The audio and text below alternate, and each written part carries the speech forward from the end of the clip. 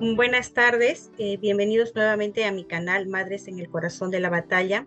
El día de hoy pues estoy muy contenta porque tengo un invitado que es un paisano mío. Entonces eso de por sí ya es algo muy especial. Estoy el día de hoy con César Félix Sánchez. Déjame hacer una breve presentación tuya, César, por favor. Él es licenciado en literatura, diplomado en historia, magíster en filosofía, doctor en humanidades, es investigador y docente universitario en las diferentes universidades en la ciudad de Arequipa. Bienvenido, César, a mi canal. Muchas gracias, María. Es un gran placer estar con ustedes. Eh, Como te comenté brevemente, en este canal intentamos dar información, sobre todo a las madres, para que estén informadas en la manera adecuada de educar a sus hijos, criar a sus hijos en esta sociedad que cada vez es más agresiva con la familia, con la idea de familia, con los niños. Y es por eso que te he invitado a ti para que por favor nos hables acerca de la educación, de la forma correcta de educar. Y quiero empezar preguntándote eh, exactamente qué significa educar, más allá de llenar la cabeza de los niños de conocimientos, Claro. transmitir conocimientos, qué significa, qué implica educar. Educar significa eh, perfeccionar. ¿Qué quiere decir perfeccionar? Poner en acto algo. Por ejemplo, tenemos aquí un lápiz, ¿no es cierto, no? Ujú. El lápiz es perfecto cuando pinta, Ya, ¿no? cuando cumple su función. Cuando cumple su finalidad, ¿no? Entonces, Ok.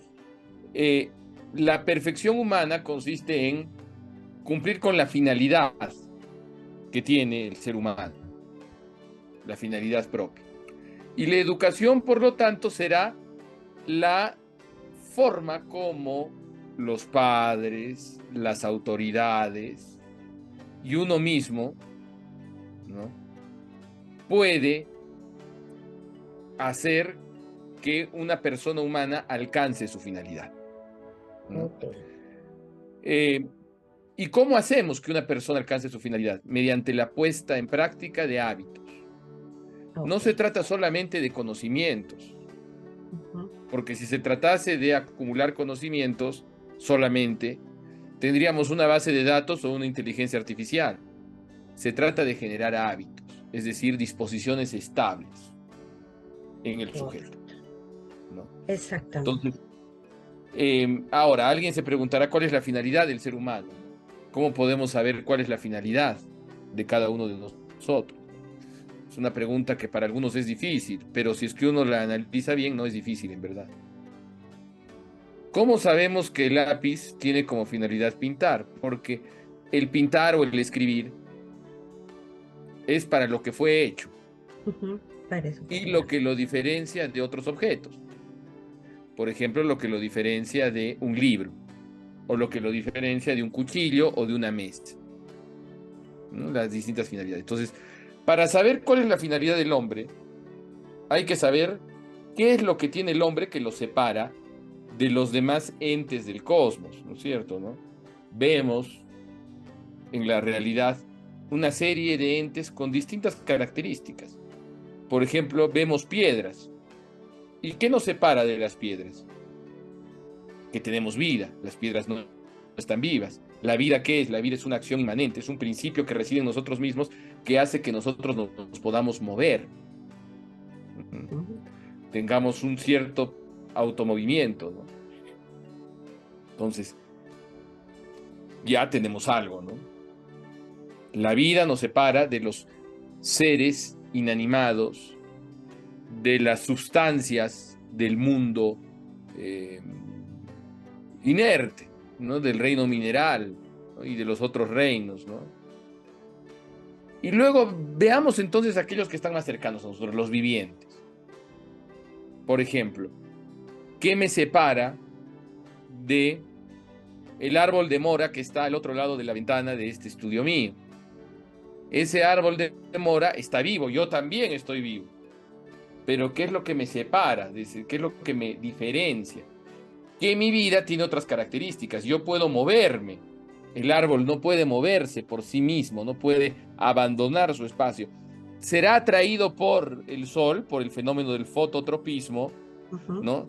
Y las raíces serán atraídas hacia el agua, pero no podrá cambiar de lugar en un sentido absoluto. Nosotros sí. Entonces Ujú. tenemos locomoción. Y no solo tenemos locomoción, sino también tenemos conocimiento sensible. Podemos mirar, podemos escuchar, podemos saber, podemos tener la capacidad de utilizar el sentido del gusto, oler, tocar, etcétera. Cosa que el pobre árbol no tiene, ¿no? Entonces, nosotros tenemos conocimiento sensible y locomoción. Ok. Entonces, nos alejamos del árbol. Entonces, nos acercamos a otros animales, por ejemplo, un gato, ¿no? Un gato tiene conocimiento sensible y tiene locomoción, se puede mover por sí Sí. mismo. Pero ¿qué me separa del gato? La inteligencia y la La, voluntad. la inteligencia y la voluntad, por supuesto. Por lo Ujú. tanto, la perfección del hombre residirá en la puesta en acto, es decir, en la práctica de aquello que tiene de más específico, aquello que tiene de propio y que lo diferencia de todos los demás seres, es decir, la inteligencia y la voluntad. ¿Cómo se perfecciona la inteligencia? Conociendo la verdad. ¿Y cómo alcanza su finalidad la voluntad? Queriendo el bien, es decir, amando. Entonces, la finalidad del hombre, por lo tanto, será conocer la verdad y amar el bien.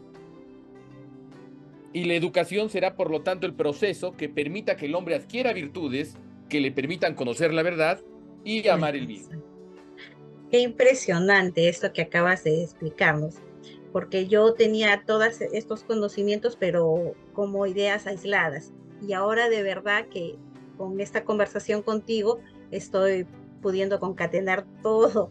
Y qué bonito, ¿no? O sea, desde el lado de la ciencia, del conocimiento, nuestra perfección está en alcanzar el bien y conocer la verdad que es Dios, ¿no? Y que estamos, ese conocer, querer hacer el bien es amar, ¿no? Ponerse al servicio del otro, amar, morir todos los días uno un poquito para que el otro pueda ser feliz. Y justamente es eso, ¿no? Lo que las madres estamos llamadas a transmitir a nuestros hijos.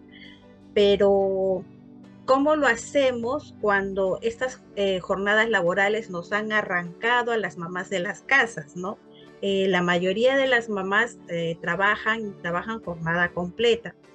Algo que yo estoy recomendando es buscar opciones que nos permitan estar en casa, ¿no? Ya sea el part-time, el trabajo remoto, o también si se tiene que dar el caso, pues el dejar de laborar. ¿Qué opinas tú de esta opción para las mamás del siglo Bueno, XXI? usted lo ha dicho todo. Esas son las opciones. Lamentablemente, ¿no? Lamentablemente, porque Lamentablemente. lo deseable que sería Lo deseable sería que las madres críen a sus hijos full time, full time, por lo ¿no es menos cierto? mientras los hijos no están escolarizados. Exacto. Una vez que los hijos están escolarizados, podrían dedicarse a algunos oficios o profesiones que ocupen las mismas horas en las que sus hijos se encuentran en la escuela, que tiene que ser una buena escuela, dicho sea de paso, Sí. eh, y que sean también profesiones que estén de acuerdo a la índole específica, tanto física como metafísica, que corresponde a cada persona, especialmente en este caso a las mujeres. Pero ese es el ideal óptimo. Lamentablemente vivimos en una sociedad que no permite eso, una sociedad que ha inventado el mito de la liberación femenina, que en verdad es el mito de la eh, esclavización femenina, ¿no? Sí. Que extrae eh, a la madre de la sujeción paulina a un marido noble por la sujeción económica a un jefe a veces tiránico o efímero, ¿no? Entonces, la mujer liberada a veces es la mujer que no está bajo el yugo caritativo y dulce y mutuamente acordado, libremente acordado con el esposo, sino al yugo contractual de un jefe, ¿no? Entonces, entre un yugo afectivo con un alter ego, es decir, con alguien que se asemeja a ti, te complementa, que es tu mejor amigo, Ujú. y que a la vez es un cristiano que ha recibido gracias especiales igual que tú, para poder soportarte y para que tú lo puedas soportar, a aquel que te ama como Cristo amó a su iglesia, como dice la epístola de los Efesios, cambias ese yugo suavísimo, por ser empleada de un cualquiera. Esa es la liberación femenina, ¿no? Claro. Esa es la incorporación de la mujer al trabajo. Pero bueno, lamentablemente la sociedad requeriría una transformación muy violenta que va a ocurrir en algún momento, pero va a ocurrir a la mala, antes de poder volver a eso. Y como todavía no se vuelve, sí es necesario, especialmente en nuestro país, ¿no? En nuestro país, muchos católicos practicantes pertenecen a las clases burguesas, ¿no? A las clases medias. Y muchas veces para mantener su estatus, para que sus hijos estudien en determinados colegios, y para veranear en determinadas playas, y para ser parte de determinados clubes, y para tener determinados autos, y para no ser absorbidos por la plebe oscura, que es el gran temor de muchos, tienen que trabajar todos para mantener un estatus social, y de ahí que las familias se hagan pequeñas. Es curioso, siempre mis amigos extranjeros de movimientos católicos se sorprenden que, por ejemplo, en un movimiento católico en Argentina, donde es muy notorio que las madres tienen por lo menos más de 3 hijos, ese mismo movimiento, es un movimiento de origen español, no voy a decir su nombre, y nació en los años 20, y es como el gran padre de todos los movimientos del que han surgido muchos otros. Aquí en el Perú, en cambio, las personas de ese movimiento tienen 2 o 3 hijos, y a veces la parejita, ¿no?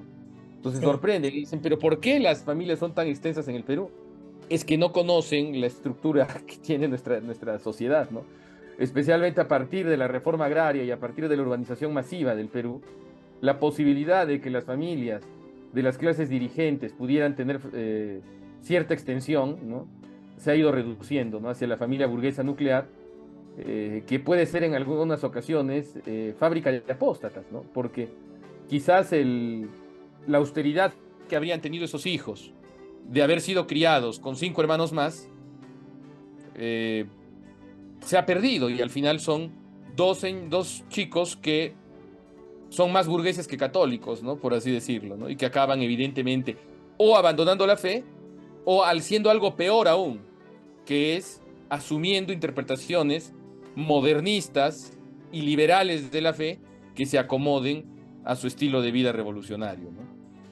Claro, y se ha perdido la esencia de la familia, se ha perdido el gusto de la familia numerosa. Yo tengo 8 hijos, como te comenté, y sí es cierto que los hijos en la familia numerosa, pues a veces reniegan, ¿no? Porque lo que tiene que compartir otra familia que tiene 2 hijos, pues lo que tiene que compartir entre dos, acá se comparte entre 8, ¿no? Pero también, por otro lado, cuando van creciendo se dan cuenta de la riqueza que es crecer en una familia numerosa, ¿no? Donde todo tiene que ser compartido, donde no eres solamente tú, porque detrás tuyo están los más chiquititos a los que tienes que cuidar, con los que tienes que compartir. Y yo estoy plenamente convencida que es en la familia numerosa donde se aprende a negociar, porque puedes resolver cualquier conflicto ya en tu vida adulta cuando has crecido toda tu vida resolviendo conflictos, tratando de negociar con uno y con otro. La experiencia en una familia es muchísimo, muchísimo más rica. Y comparto también contigo la idea que es penoso que muchos católicos usen con conocimiento de causa, y algunos también sin conocerlo, usen los métodos anticonceptivos como algo normal, ¿no? O abusen de los llamados métodos anticonceptivos O naturales, que exacto, solo deben ser exacto. usados en situaciones muy graves de conciencia, bajo la dirección bajo el consejo de un director espiritual. Han hecho ya se hace todo una aberración. Todo, al eh, final es el liberalismo, es decir, yo elijo lo que me gusta, ¿no? Eso es algo muy común. Y a la larga, no solo diría que es el ambiente, que la familia numerosa es el ambiente adecuado para em, aprender a negociar. La familia numerosa ha sido la manera como la humanidad ha sobrevivido en los últimos 25.000 años. 25.000. La familia número, al menos, ¿ah? Al Ujú, menos. Bueno, 25.000 años según algunos recuentos, ¿no? Desde ujú, la llegada de... Porque en verdad sería desde sus orígenes, sea sí. cuando sean, ¿no? Porque alguien podría decir 6.000 antes de Cristo, también puede ser, ¿no? Entonces, no nos metamos en esos asuntos escabrosos acerca de la edad de la Tierra, pero y de cuándo existe la humanidad. Pero por lo menos en el Perú, desde la llegada de hace 25.000 años de los primeros nómades, la familia numerosa ha sido la manera como el Perú ha sobrevivido. Entonces, y no solo eso, aquí ojo, porque aquí la gente es muy sensible, ¿no? La gente, Sí, especialmente la gente que a veces recurre a los canales católicos, etcétera, es gente a veces sensible, a veces que tiene algún problema, ¿no? Entonces, y hay que recordar que no estamos hablando aquí de las personas que tienen dos hijos, porque hay casos de, por ejemplo, San Joaquín y Santa Ana tuvieron una sola hija que fue la Santísima Virgen María, ¿no? Entonces, la claro, Sagrada hay Familia casos tenía y un solo casos. hijo que era Jesús, ¿no es cierto, no? Ujú, Entonces, aquí estamos hablando de las personas que deliberadamente, pudiendo tener una familia numerosa, deciden no tenerla. No estamos hablando de casos, como es el caso de mi familia, por ejemplo, en que mis padres se casaron a una edad, católicos, se casaron a una edad mayor y solo pudieron tener dos hijos, ¿no? No estamos hablando de esos casos, evidentemente, ¿no? Estamos hablando de los casos de personas que, pudiendo tener una familia numerosa, no la tienen por razones eh, anticristianas, por así decirlo, ¿no? sí, Y sí, aún las personas que tengan eso también pueden oír esto, ¿no? Y no tendrían por qué sentirse ofendidas, ¿no? Al contrario, exacto. tendrían que estar llamadas a reflexionar sobre eso e incluso a discrepar sobre nosotros, ¿no? Con nosotros, ¿no? Sobre eso, ¿no? Ujú. Porque la gente ahora, vivimos en el reino de la serpiente, ¿no? En un mundo que sistemáticamente ha hecho caso a la mentira que le dijo la serpiente a nuestros primeros padres, que es seréis como dioses, eh, la gente cree que es Dios. Sí. Todo, hasta el último individuo, hasta el individuo más lamentable, cree que es Dios. No, y teniendo miedo a la pobreza, teniendo miedo al fracaso, se Claro, hacen dioses de sí mismos, ¿no? O sea, Dios ya no exacto. importa, no importa lo que quiere Dios, no Es importa lo más, que quiere Dios sobre mi peor vida, sino aún, yo soy mi Dios. bueno fuera que sean ateos. Convierten a Dios en un instrumento. Sí, en un Dios es secretario. el, Dios es el instrumento que yo tengo para la felicidad. Sí. Entonces, no es que yo deba abandonarme a la divina providencia. No es que yo deba entregarme a la divina voluntad. No. Dios es mi lacayo que debe cumplir mi proyecto de vida, que consiste en realizar un montón de actividades socialmente aceptadas que luego puedan ser compartidas en Instagram y restregadas en el rostro de las demás personas para demostrarles que yo soy más feliz que ellos, ¿no? Y si para eso requiero o demorar mis hijos estando ya casado o Sí. no teniendo tantos, pues bendito sea Dios, puedo inmolar, así como los fenicios inmolaban sus hijos nacidos a Moloch, Molo. ahora yo inmolo mis hijos no nacidos y ni siquiera concebidos a eh, el dios Instagram, ¿no? Sí, así es penoso, pero bueno, ahí estamos en el combate, ahí estamos en la lucha y justamente ahí viene la siguiente pregunta que te quiero hacer. ¿Cómo hacer en la práctica para que nuestros hijos piensen en la trascendencia, piensen en la vida eterna, sepan que la vida no es 70, 80 años en esta tierra? ¿Cómo transmitimos eso a nuestros hijos? Bueno, hay dos maneras, una directa y una indirecta. Las dos tienen que venir juntas. La directa es Ya. evidentemente formándolos en la fe, ¿no? Pero Ujú. mucha gente se queja y dice, mira, yo formé a mis hijos en la fe y ahora han apostatado, Mm. ¿no? Ahora están en el progresismo, están en la revolución sexual, están en... Porque a la larga, ¿qué es lo que lleva a muchos hijos de familias católicas a abandonar la práctica de la fe y abandonar la fe? Dos razones. En primer lugar, ver la incoherencia de los padres y no saber comprenderla en un sentido cristiano. Es decir, no reducir la religión a un moralismo, sino reducirla a una doctrina revelada que es nuestro Señor Jesucristo mismo y un encuentro personal con Él, ¿no? Que puede permitir que nosotros, incluso viendo que nuestros padres caigan, saber que no debemos caer como ellos, ¿no? Lo ideal sería que los padres no caigan nunca, ¿no? Claro.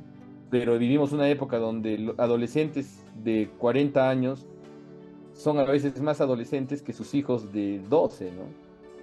Entonces, pero bueno, la formación verdaderamente cristiana, la formación en la fe, una persona que ha tenido un encuentro personal con Cristo, puede irradiar en sí misma ese encuentro a las demás personas y a sus hijos más, ¿no?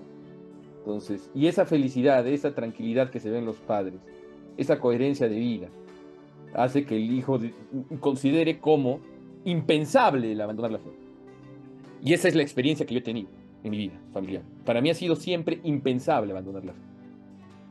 Claro, más allá de la adolescencia, ¿no? Que donde uno siempre trata de cuestionarse, a veces asume determinadas poses intelectuales, etcétera. Pero llegar a no llamarme católico, llegar a no asistir por lo menos un año, una vez al año, siempre a la procesión del Señor de los Milagros, por ejemplo, era impensable en mí. O sea, era impensable aún en mis momentos de mayor inmadurez Crisis. intelectual. Crisis. Yo creo que al contrario, yo creo que más bien los momentos de crisis han sido los momentos donde he sido más católico. Los Pero, momentos de crisis siempre permiten el encuentro más íntimo claro, con los Jesucristo. momentos de crisis han sido los momentos donde he rezado más, ¿no?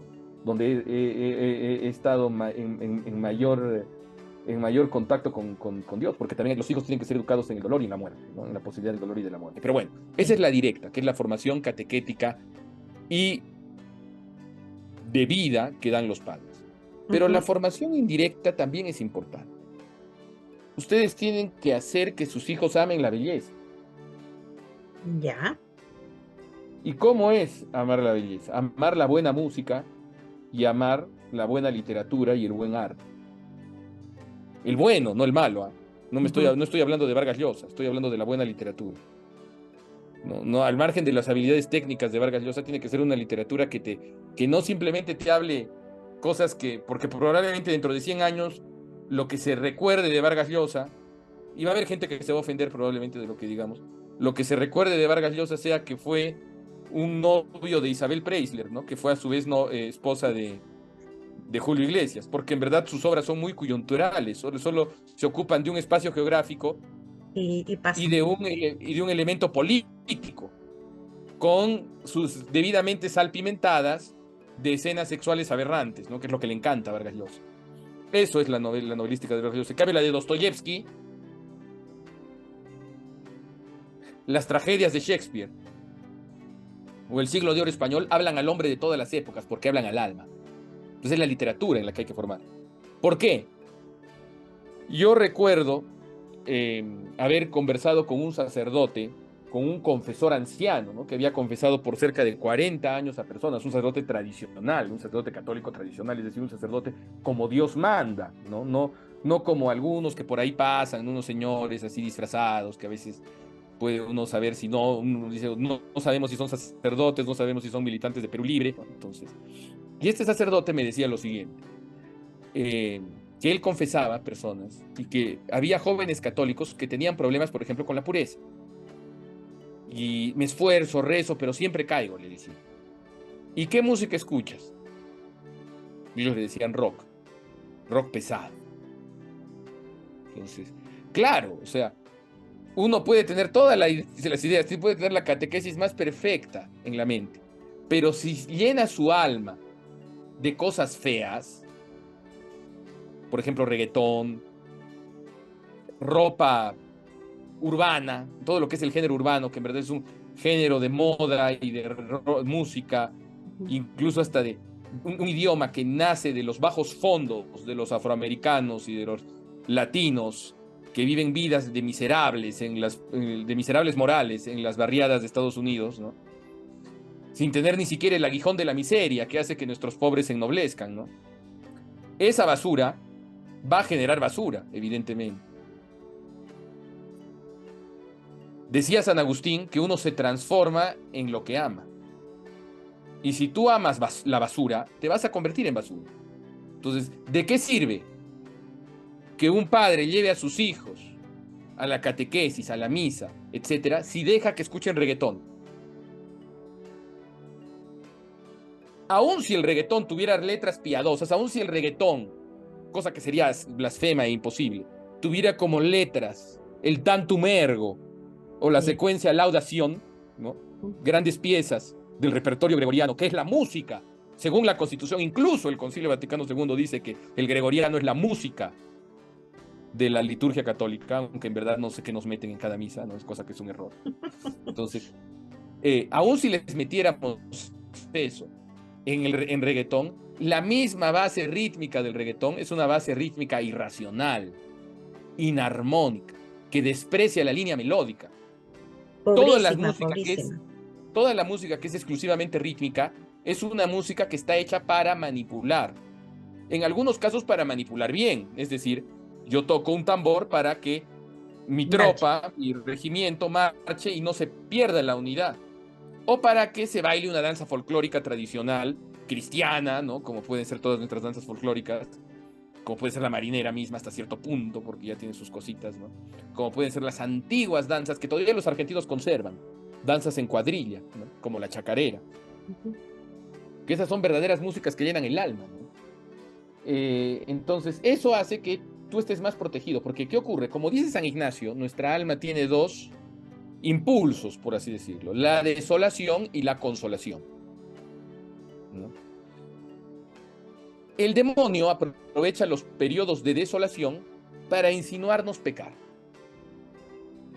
Y yo me imagino una persona que vive en una ciudad moderna, sin poder acceder a la belleza. ¿A dónde va a acudir en pos de consolación natural?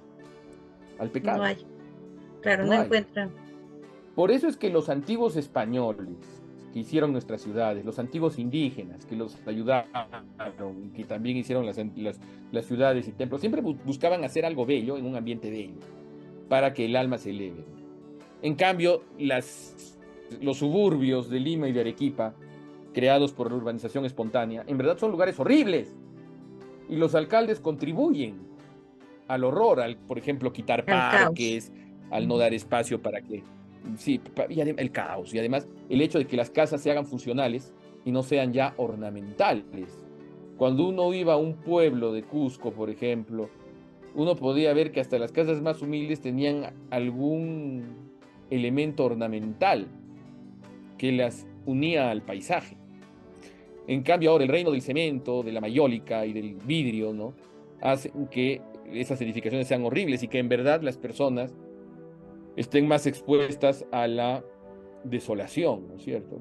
Aunque hay que tener en cuenta también que en el Perú tradicional el sentido de la fiesta se conserva, ¿no? Y el sentido de la música folclórica se conserva, y cierto sentido de patriotismo también se conserva, que pueden servir eventualmente como consolaciones, ¿no? Pero lo que yo temo es a las nuevas generaciones que surjan en nuestras ciudades colapsadas, ¿no? Que no van a tener para recurrir a, a un ambiente que eleve y que estimule la virtud. Pero eso se puede solucionar evidentemente con los padres, fomentando la escucha de la música académica y de la música folclórica tradicional de los pueblos cristianos y lectura de libros. Pero para eso los padres tienen que saber, ¿no? Claro. Bueno, finalmente lo que te quería comentar es, Nos este, quedan cerca de 10 minutos. sí, lo que quería comentar era la función tan vital que tenemos las mamás en esto de transmitir la fe, transmitir un ambiente de belleza en nuestras casas, transmitir el sentido de femineidad a nuestras hijas y también dar el lugar a nuestros esposos para que nuestros hijos tengan en cuenta el sentido de la virilidad, ¿no? El orden jerárquico que debe haber en la familia. Entonces, ¿qué consejos finales nos das a las mamás para que podamos criar a nuestros hijos en un ambiente bello, en un ambiente de los ojos puestos a la vida eterna, ¿no? No a esta vida únicamente? Claro. Cuando Dios esté en el centro, todo está en su sitio. Cuando Dios esté en el centro, todo está en su sitio. Y las madres deben imitar a Cristo. Es muy impresionante esta vocación de la maternidad. Porque las madres se parecen a Cristo, en el sentido de que tienen esta predisposición para derramar la sangre por sus hijos, ¿no? Entonces, y eso es lo que hace Cristo, ¿no? Entonces, de ahí que, por ejemplo, el equivalente masculino de la madre no es el padre, porque el padre cumple otra función. Claro, son totalmente El, diferentes, el igual de equivalente, importantes. exacto, son diferentes, pero igual de importantes. La madre, el equivalente masculino de la madre es el caballero, Ujú. porque el caballero también se sacrifica por los demás. Pero para que un hombre sea caballero, tiene que seguir una formación muy, muy larga, ¿no? O sea, y eso se ve hasta incluso en elementos vinculados al orden de la casa. ¿Cuáles son los hombres que pueden mantener la casa mejor? Más ordenada, la ropa mejor doblada y mejor planchada. Naturalmente un hombre, a la mayoría no le surge eso de manera Ujú. espontánea. Pero hay dos tipos de hombres que sí lo pueden hacer, los militares y los sacerdotes. Sí, sí. Esos sí pueden tener la cama bien, porque a punta de palazos y estando guardados 5 años en un sitio, pueden aprender eso, ¿no? Pero a la mujer le sale natural por su condición de madre. Por lo tanto, la que forma al caballero es la madre. Claro. Ahora, ¿cuál es el equivalente femenino del padre? No es la madre, porque cumple otra función. Ujú. ¿Cuál es la función? Si la constitutivo formal, la esencia de la madre, es darse por sus hijos, es esta negación, este espíritu de sacrificio. El constitutivo formal del padre es el señorío. Y el equivalente femenino del padre es la dama, que puede gobernar sus propias pasiones y gobernar sus estados emocionales. Para un hombre le es más fácil eso en la generalidad de los casos y en mejores tiempos, ¿no es cierto? ¿No? Porque ahora hay cada hombre que sale, cada Sí. hombre afeminado que sale, que es una vergüenza, ¿no? Gritando, hablando sonceras, bueno. Pero, y eso le requiere una formación mayor. Yo recuerdo que una ya difunta dama arequipeña, ilustre, defensora del catolicismo tradicional contra el mundo, como San Atanasio, como fue la señora Marcela Velázquez Ureta, recordaba que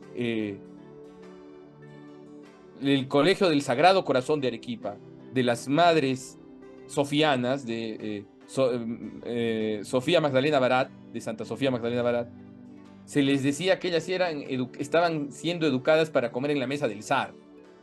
Entonces, ese era el espíritu, formarse en el gobierno de sí, que las mujeres se formen en el gobierno de sí mismas, porque la abnegación ya la tienen, y que los hombres se formen en no es que ya la tengan, les es más fácil, y que los hombres se formen en el espíritu de sacrificio, porque el señorío de sus pasiones ya lo pueden Lo tener tienen. más fácil. Pero si se fija, el lugar donde se pueden formar estos dos grandes arquetipos de la civilización cristiana, que son los dos grandes arquetipos que han permitido el mayor avance en la historia de la humanidad, que ha sido hecho por el occidente todavía cristiano hasta cierto punto, desde sus orígenes hasta el siglo XIX y hasta el XX incluso, fueron por la dama y el caballero que se crearon como extensión natural de la familia monógama, heteroparental y heterosexual. Ujú. En cambio, cuando vemos, por ejemplo, a veces nos horrorizamos de las circunstancias en las que vive la mujer en el mundo musulmán, esas circunstancias provienen de la familia polígama, Claro. que es la que se va a acabar imponiendo en el occidente moderno. Porque Con- estos LGTB, esta gente, estos van a desaparecer, estos no son fecundos, estos se van a morir mañana. Esta revolución sexual, que es la más destructiva que ha existido en la historia de la humanidad, peor que la bolchevique y peor que la francesa, esta revolución va a morir pronto, porque es en sí misma infecunda y en sí misma llama a la muerte, ¿no? Porque ahora están proclamando el derecho a la eutanasia, ¿no? Todos estos jóvenes que ahora se proclaman de la diversidad sexual, dentro de unos 40 años van a estar saliendo a las Pidiendo su calles eutanasia. pidiendo que el Estado los mate, ¿no? Y el Estado feliz los va a matar, evidentemente, ¿no? Entonces, lo que va a venir es el Islam, ¿no? Lo Ellos que va a venir iban, es el están Islam. poblando toda Europa Y ellos sí y tienen familias extensas y nadie sí. les dice nada. Ni los progres, ni los católicos liberales se atreven a insinuar siquiera que los musulmanes están criando mal a sus hijos. En cambio, a un católico que tiene familias numerosas, sí, Oh, ¿qué es sí lo eso? arrochan. Eres un conejo, una gata, de todo me han dicho a mí. Bueno, César, te agradezco infinitamente por estos minutos que nos has brindado. Te pido, por favor, que no sea la primera y última vez, porque de verdad que se aprende muchísimo, muchísimo, muchísimo contigo.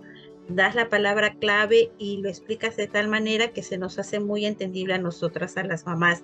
Y eso es lo que quiero, dar herramientas para que las mamás podamos educar a nuestros hijos a contracorriente, así como vive el cristiano, contracorriente. Te agradezco infinitamente, muchos saludos para nuestra santa tierra Arequipa. Espero también que yo pueda ir y si es posible nos conozcamos en persona. ¿Algunas Muchas palabras gracias. finales?